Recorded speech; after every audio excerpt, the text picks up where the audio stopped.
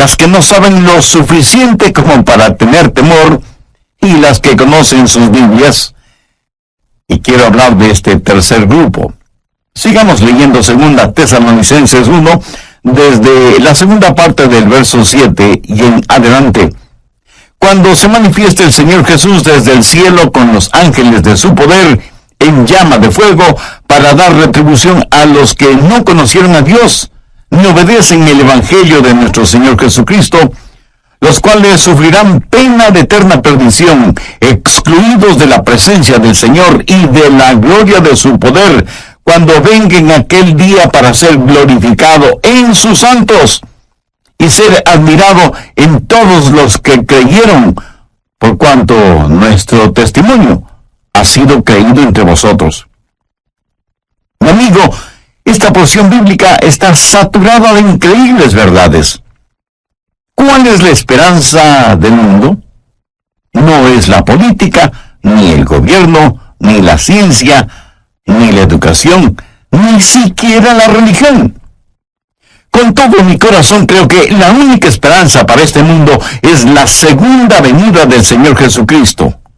¡Qué glorioso será el día de su segunda venida, cuando será coronado como Rey de Reyes y Señor de Señores! En la actualidad su señorío está encubierto. Más bien yo diría que está siendo ignorado. Cuando Él vino la primera vez, vino como el humilde nazareno. Cuando venga por segunda vez, vendrá como Rey, como Señor, y vendrá para ser glorificado y admirado por sus santos. Aquel que fue despreciado, ridiculizado, golpeado, flagelado, coronado con espinas, clavado en una cruz y enterrado en una tumba ajena, es el que vendrá por segunda vez. Y aunque su segunda venida será horrorosa para sus enemigos, será un día de gloria para sus hijos y sus hijas. Los santos de todas las edades, al pensar en su segunda venida, no dejaron de orar: ven pronto, Señor Jesús. En el verso 7 leemos: cuando se manifieste el Señor Jesucristo. Note que el apóstol no dice si es que, sino que dice ¿cuándo? No como pregunta, sino como confirmación. Ahora, ¿cuándo será eso? Jesús regresará en el momento preciso. La Biblia dice que Jesús vino la primera vez en el cumplimiento del tiempo. Ni un minuto antes ni un minuto después. De la misma manera, su segunda venida será a tiempo. Busque Malaquías 4:2. Mas a vosotros los que teméis mi nombre, nacerá el sol de justicia, y en sus alas traerá salvación. Déjeme decirle algo acerca de este sol de justicia. Usted no puede ni acelerar ni detener la salida del sol, ¿verdad? Pues así será la segunda venida del Señor. No podemos ni acelerarla ni detenerla, pero un día Él vendrá nuevamente. Abrirá la cortina de la mañana y alumbrará al mundo con la adorada luz de su segunda venida. Piense conmigo en lo maravilloso de esa mañana. Mire el verso 10 de 2 Tesalonicenses 1. Cuando venga en aquel día para ser glorificado en sus santos. La palabra glorificado en el original griego conlleva la idea de admiración, de asombro. Piense en lo que vamos a ver que causará nuestra admiración, nuestro asombro. Vamos a ver la realidad de su amor transformador. Aquellos que fueron necios y odiaron a Dios serán conquistados por su soberano amor. Aquellos que fueron ciegos espirituales, sus ojos serán abiertos al glorioso esplendor del Evangelio del Señor Jesucristo. Los que estaban esclavizados por los demonios de la lujuria sexual, o el licor, o las drogas, o lo que sea, serán liberados y justificados.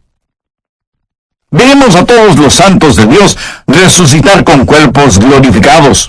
Cuerpos como el del Señor Jesús. Y lo veremos como rey, como profeta, como sacerdote. Y no habrá vestigio de pecado en nosotros. De todas estas cosas nos admiraremos y asombraremos cuando Jesús venga por segunda vez. Pero no solo nos maravillaremos de su amor transformador, sino que también de su gracia salvadora. Pablo les dice a los tesalonicenses: cuando vengan aquel día para ser glorificado en sus santos y ser admirado en todos los que creyeron. ¿Qué es lo que nos capacita para ser arrebatados y transformados de esta manera? No por nada de bueno que hayamos hecho, sino como la Biblia lo dice tan sencilla pero sublimemente, por haber creído en el Señor Jesucristo.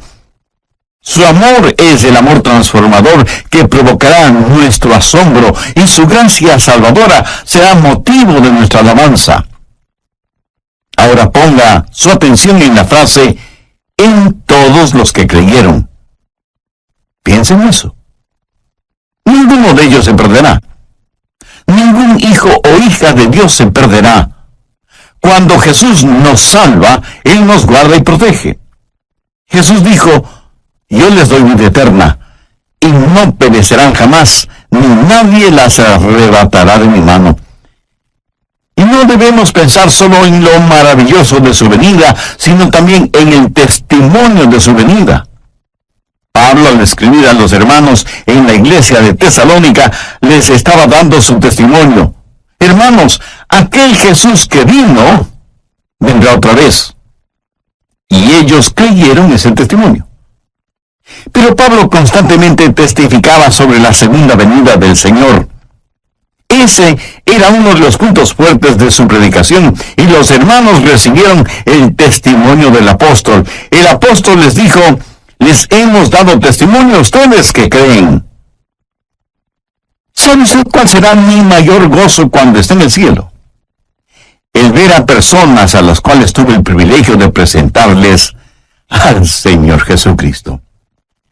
Yo no quiero ir al cielo sin haber hablado a nadie de Cristo. Eso sería una vida totalmente desperdiciada, ¿no le parece?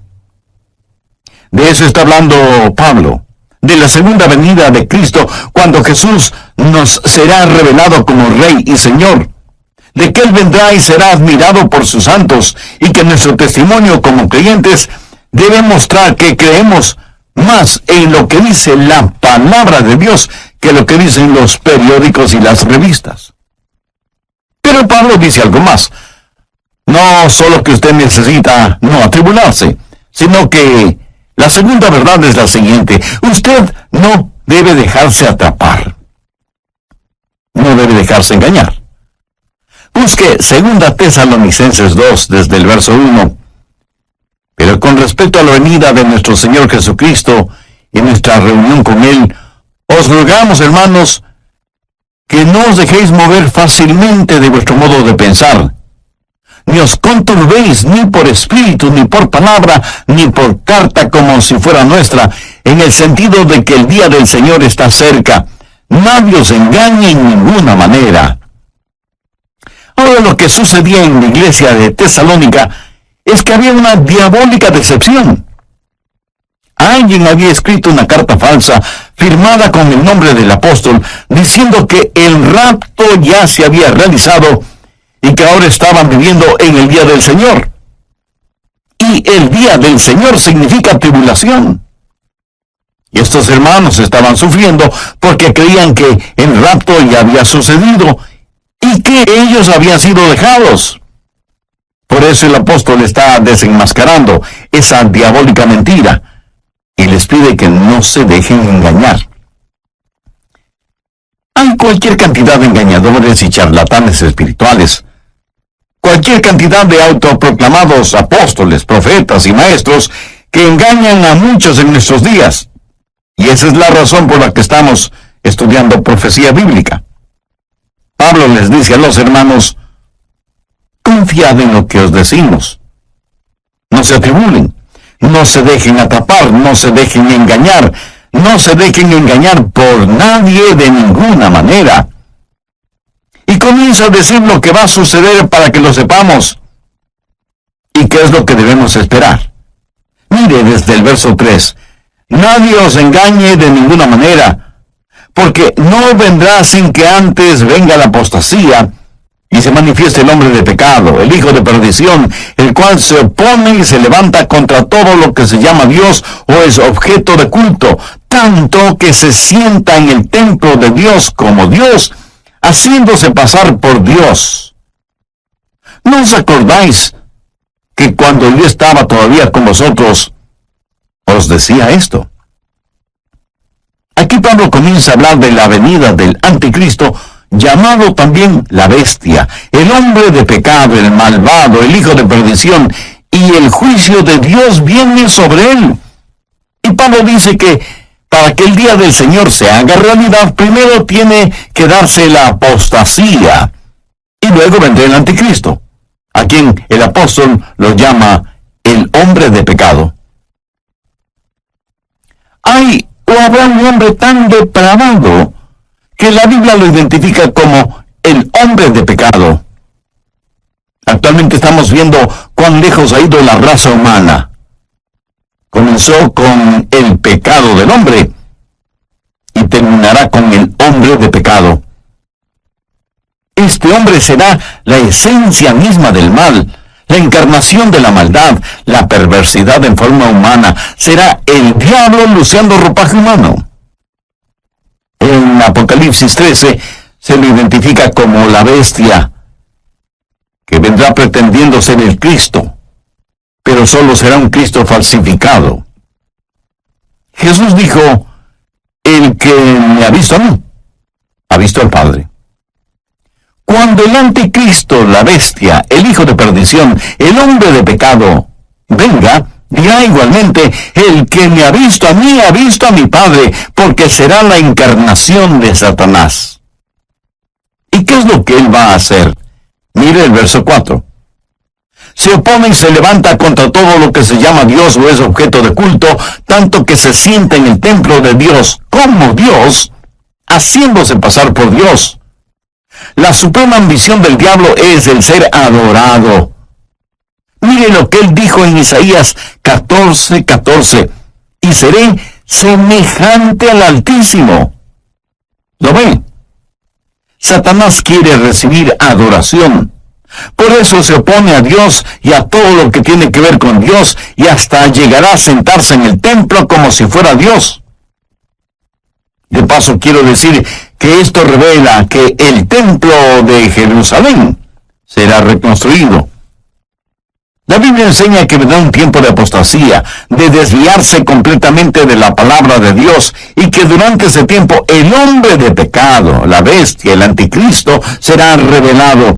Por eso Pablo dice en 2 Tesalonicenses 2:3, nadie os engañe en ninguna manera, porque no vendrá sin que antes venga la apostasía y se manifieste el hombre de pecado, el hijo de perdición.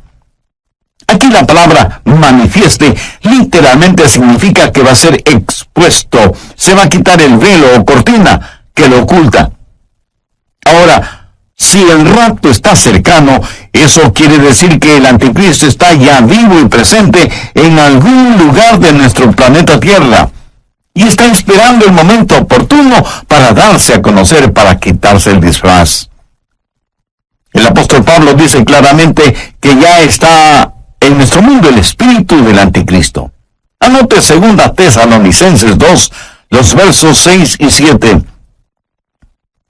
Y ahora vosotros sabéis lo que lo detiene, a fin de que a su debido tiempo se manifieste.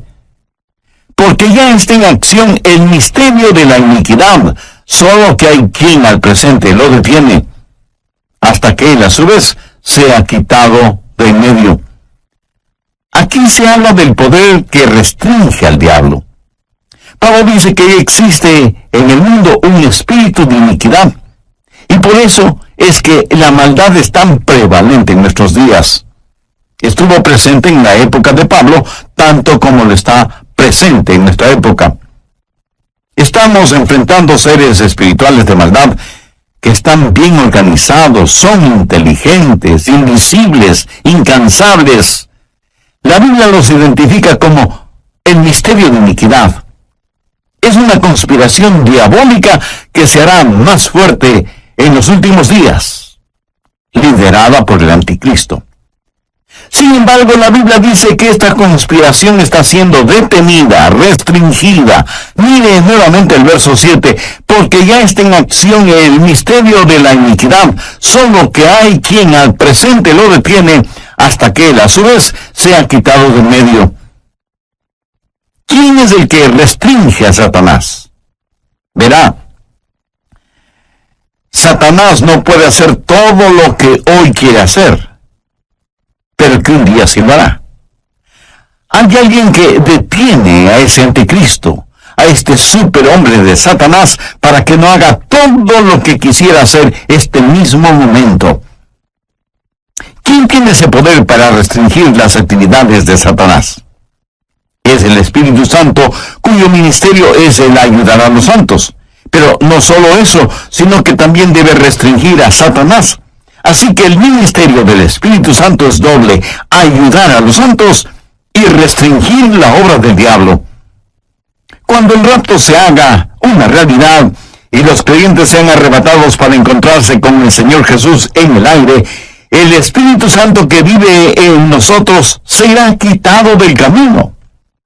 Verá, la genuina iglesia cristiana ahora mismo, llena del Espíritu Santo, es el gran obstáculo en la supercarretera de Satanás. Al diablo le encantaría ver desaparecer la iglesia. El diablo quisiera detener la difusión de mensajes como este que le estoy entregando ahora mismo. Satanás estaría feliz si nosotros, hijos e hijas de Dios, juntamente con nuestras oraciones y el Espíritu Santo, no estuviéramos en su camino, porque le somos un impedimento para sus planes. La iglesia, llena del Espíritu Santo, es la fuerza que restringe la obra de Satanás en el mundo. Y si usted cree con toda razón que hay extrema maldad en el mundo, imagínese lo que sería y lo que será cuando el Espíritu Santo y la iglesia sean quitados del mundo. ¿Está usted lleno del Espíritu Santo? Lo estará si tiene a Cristo en su vida. En el programa anterior vimos 2 de 3 extraordinarias verdades que encontramos en 2 Tesalonicenses 1, los versos del 7 al 10. Primera, usted no necesita estar atribulado. Segunda, usted no debe dejarse engañar o atrapar. Bien, prosigamos con nuestro estudio. Uno de estos días, en un abrir y cerrar de ojos, en un parpadeo, seremos arrebatados. Y cuando eso suceda, será el día de fiesta en el infierno. ¿Por qué? Pues porque ya no habrá restricciones para Satanás. ¿Qué es la iglesia? La iglesia es sal y luz. ¿Qué es lo que hace la sal? Bueno, hace varias cosas: purifica, conserva, descontamina, pero también pica, quema e irrita. Somos la sal de la tierra, y cuando la sal sea quitada, comenzará el proceso de purificación.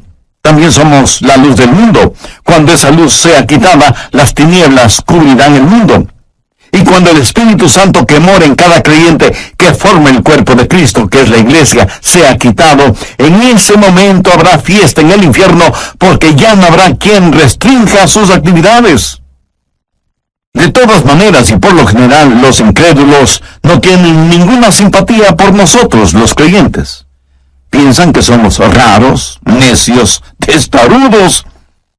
Piensan que impedimos el avance del progreso, que actuamos a la antigua frente a los avances de la sociedad moderna, que defendemos reglas éticas, morales y espirituales que ya son obsoletas, y así por el estilo.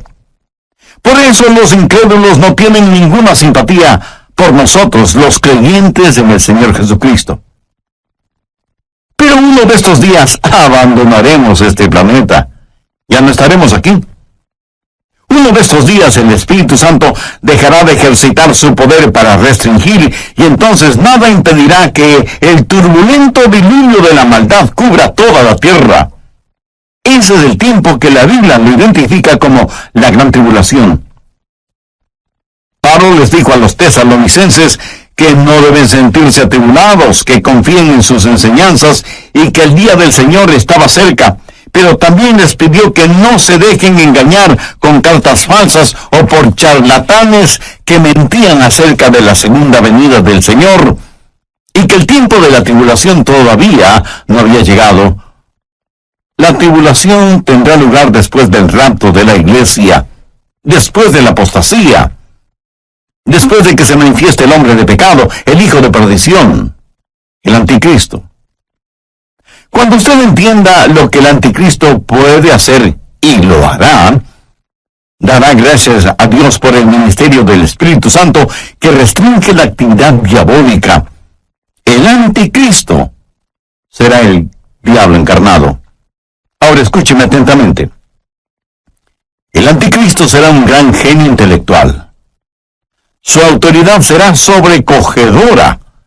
Su odio hacia quienes no están con él será extraordinario. Sus técnicas manipuladoras serán incomparables. Los hombres estarán listos a dar la vida por él. Las mujeres se desmayarán a sus pies y los niños pronunciarán su nombre como si fuera una alabanza. Y se presentará como un gran líder mundial. Él será parte del plan maestro de Satanás, que convertirá a este mundo en un enorme campo de concentración en donde los seres humanos, todos los seres humanos serán numerados. Este número, esta marca, será lo único que permitirá a hombres y mujeres el comprar o el vender.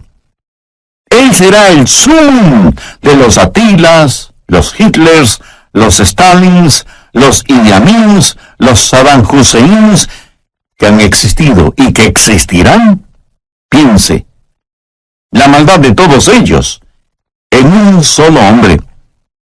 Por eso la Biblia lo identifica como el hombre de pecado. Tendrá registrados a todos los seres humanos en una supercomputadora y bajo un régimen del cual no podrán escapar. Y mientras más las máquinas actúan como hombres y más los hombres actúan como máquinas, será evidente la gran tribulación.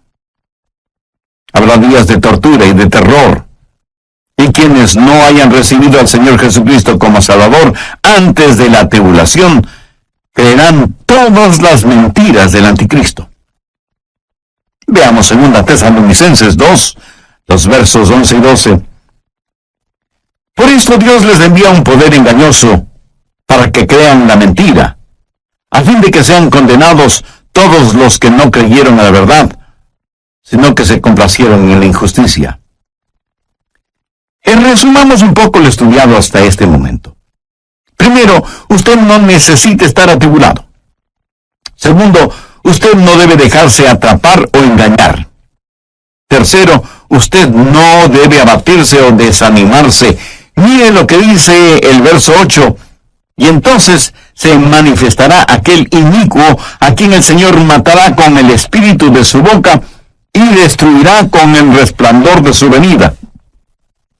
Note que aquel inicuo específicamente se refiere a una persona, a un hombre, y es a este inicuo al que el Señor destruirá.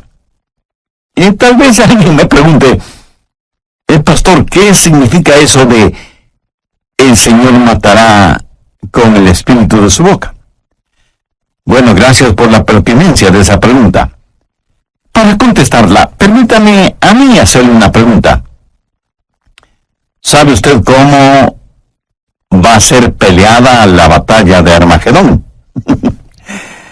Por si no lo ha notado, la Biblia dice que la batalla de Armagedón se peleará con palabras que saldrán de la boca de Jesús. ¿Cuáles serán esas palabras? Dos sencillas, pero poderosas palabras. Cáiganse muertos. Eso es. Jesús los consumirá con el espíritu de su boca y con el resplandor de su venida. Amigo, amiga, lo que estoy tratando de decir es que usted no necesita estar atribulado, usted no necesita estar atrapado o engañado, usted no necesita ser abatido o desanimado. ¿Por qué? Se lo digo con toda la unción y la emoción de mi alma, porque Jesús vendrá otra vez. Permítame repetirlo hasta que lo entienda muy bien. Jesús vendrá otra vez. También deseo que aprendan lo siguiente. Hay dos aspectos de la segunda venida de Cristo. Y cuando se habla de su segunda venida, literalmente se está hablando de su aparición física y corporal entre los hombres. No es primordialmente una determinada fecha, sino más bien una serie de eventos que sucederán cuando nuestro Señor Jesucristo venga nuevamente. ¿Cuáles son algunos de esos eventos? En primer lugar, Él viene por su novia, la iglesia, y esa venida será dulce y secreta. Miren lo que Pablo dice en 2 Tesalonicenses 2:1. Pero con respecto a la venida de nuestro Señor Jesucristo y nuestra reunión con Él, ¿cómo será su venida? Busque por favor 1 Tesalonicenses 4:16. Porque el Señor mismo, con voz de mando, con voz de arcángel y con trompeta de Dios, descenderá del cielo, y los muertos en Cristo resucitarán primero. Luego nosotros, los que vivimos, los que hayamos quedado, seremos arrebatados juntamente con ellos en las nubes para recibir en el aire, y así estaremos siempre con el Señor. Así que, primero Cristo viene por su novia, la iglesia. En segundo lugar, Cristo viene con su novia, la iglesia. En el rapto, Él viene para arrebatarnos. Luego, después de la tribulación, Él regresa a la tierra con su novia, la iglesia, para reinar y gobernar. Primero Él viene como novia a buscar a su novia, pero luego regresa como rey soberano a gobernar por 1000 años en la tierra. Serán 1000 años gloriosos de un reino de justicia y de equidad. Y lo que va a suceder será lo siguiente. El Señor Jesucristo destruirá al anticristo. Jesús vendrá en toda su majestad. El anticristo tiene un número, el 666, la marca de la bestia, y querrá que todos los seres humanos la tengan. Usted sabe que el número perfecto es el 7. Y en ese sentido, el 777 es el número de Jesús. Ahora, teniendo esto en cuenta, note cómo voy a leer 2 Tesalonicenses 2:8. Entonces se manifestará aquel inicuo, o sea, el 666, a quien el Señor, o sea, el 777, matará con el espíritu de su boca y destruirá con el resplandor de su venida. ¿No le parece eso extraordinario? Cuando Jesús vino la primera vez, vino para sufrir, padecer y morir por nosotros. Cuando Él venga la segunda vez, vendrá para reinar en poder. Cuando vino la primera vez, le pusieron una corona de espinas. Cuando venga por segunda vez, lucirá su brillante corona de gloria. Cuando vino la primera vez, vino para morir en lugar de los pecadores. Cuando venga por segunda vez, será para ejecutar el juicio sobre los pecadores no salvos, porque Jesús es tanto Salvador como juez. Él mismo dijo, el Padre a nadie juzga, sino que todo el juicio dio al Hijo. La primera vez que vino para buscar y salvar aquello que se había perdido.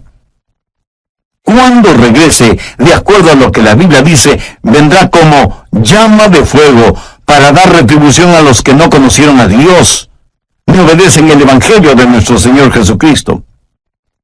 Cuando Jesús vino por primera vez, vino en forma absolutamente humilde. Y aun cuando entró triunfalmente en Jerusalén, lo hizo montado en un burro. Pero la próxima vez que venga, será en poder y gloria. La primera vez los hombres le rechazaron, pero la segunda vez se cumplirá lo que ya está escrito. Vivo yo, dice el Señor, que ante mí se doblará toda rodilla y toda lengua confesará a Dios. ¿Qué hemos aprendido de las Escrituras hoy? Espero que por lo menos 3 cosas. No necesitamos estar atribulados, ni atrapados, ni abatidos. Ahora escúcheme. Si yo no conociera la Biblia, si no supiera nada de profecía bíblica, si no entendiera quién es Jesús y cuál es el plan de Dios para nosotros, le puedo asegurar que sería el pesimista más grande del mundo. Este mundo es como una tragedia escrita por Shakespeare o Cervantes. Tragedias en las cuales uno solo es el espectador, porque nada puede hacer, y menos sin Cristo. Pero así es el mundo en que vivimos. Por eso digo que si no fuera por la realidad de Cristo, por la seguridad de su palabra, por el fiel cumplimiento de las profecías, si no fuera por esas cosas, yo sería el campeón de los pesimistas. Pero no. Escúcheme, soy un convencido optimista. Sé que el Cristo que vino la primera vez regresará. Busque Hechos 1:11.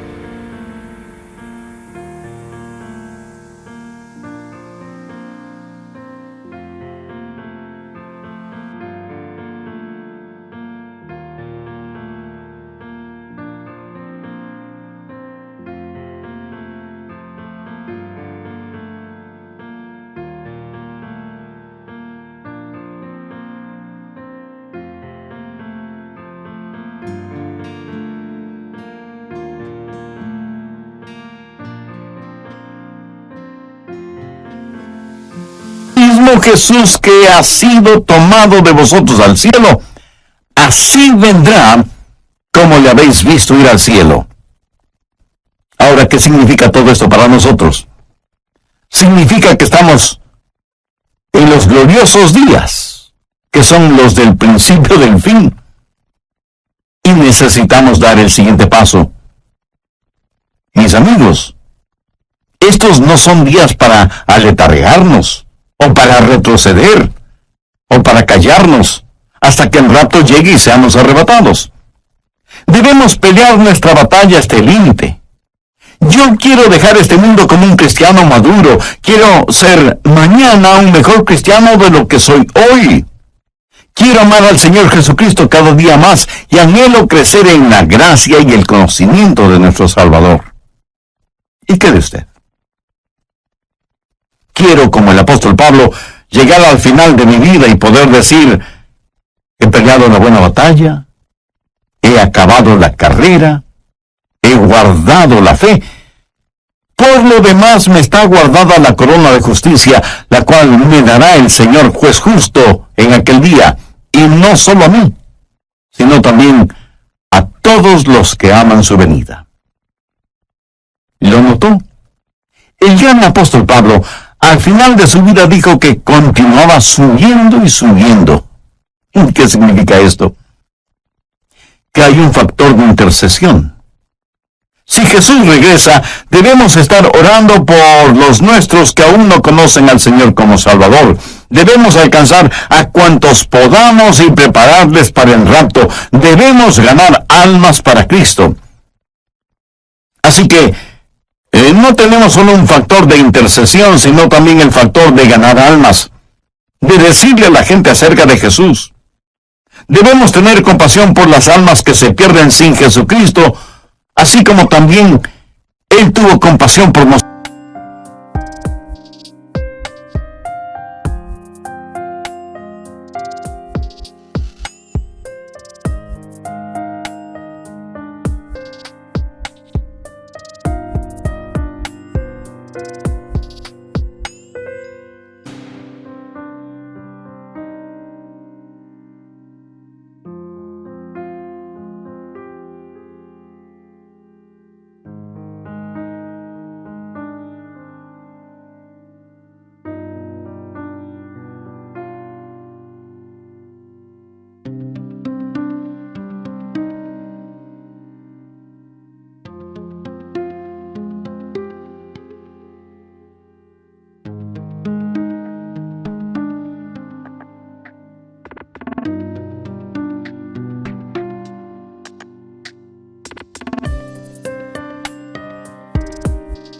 nosotros. Y hay además el factor preparación. Usted debe sumergirse en las verdades de la Biblia.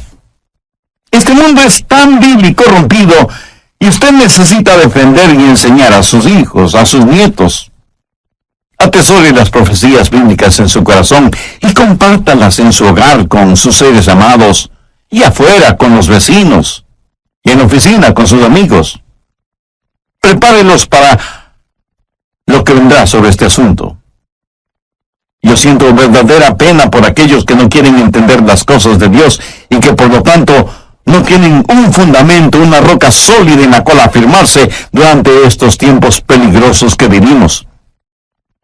Y finalmente, tenemos el factor del consuelo. Gracias a Dios que podemos decir, ven pronto, Señor Jesús. Ahora, si a usted le molesta la realidad del regreso del Señor Jesucristo, eso quiere decir que usted ama las cosas que este mundo ofrece y consecuentemente no ama a Jesús. Porque si usted amara a Jesús, estaría más que anhelante de su segunda venida. ¿Por qué? Porque ese será un día extraordinario cuando Él venga con sonido de trompeta, y en un abrir y cerrar de ojos seremos arrebatados para encontrarnos con el Señor en el aire. Entonces cada uno de los redimidos podrá decir en forma personal lo que en forma tan convencida dijo el rey David: en cuanto a mí, veré su rostro en justicia, estaré satisfecho cuando despierte a su semejanza.